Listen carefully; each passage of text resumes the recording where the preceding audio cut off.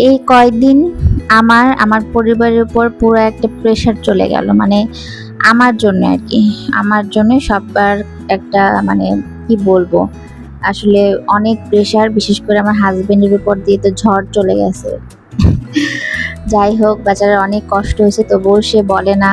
অক্লান্ত পরিশ্রম করে গেল আমার আমার মানে এই এখানে আসা যাওয়া সব দিক দিয়ে। তাকে অনেক, অনেক ধন্যবাদ। এবং তার মধ্যে দিয়েও সে হঠাৎ করে বিকালে বলল যে, "চলো আমরা তো একটু মাইন্ডটা ফ্রেশ করে আসি, একটু বৌদ্ধ মন্দিরটা ঘুরে আসি। আর তো যে আসা হবে কিনা বা কবে আসবো বা তোমরাই বা কিভাবে যাবা? তোমরা তো চিনো না।" আমি বললাম, "আচ্ছা ঠিক আছে তাহলে যাই, ঘুরে আসি। বাবু, মা সবাই খুশি হবে।" কারণ আমরা আসলে এতটা প্রেশারে ছিলাম যে আম কি বলবো? মানে কিছুই ভালো লাগতেছিল না। তো তারপরে এই যে চলে যাচ্ছি বৌদ্ধ মন্দির।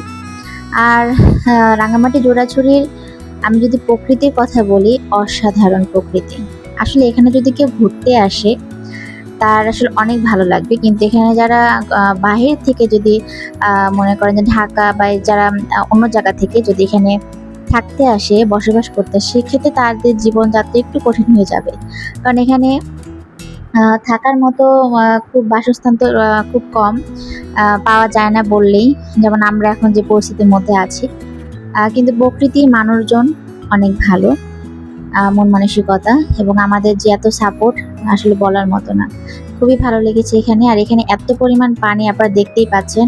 একদম রাস্তা ভরে যায়। রাস্তায় পানি চলে আসে। এত পানি হয় এখানে।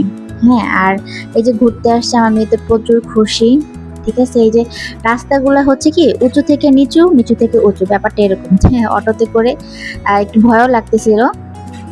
যাই হোক, আমরা বৌদ্ধ মন্দির কিন্তু চলে আসছি।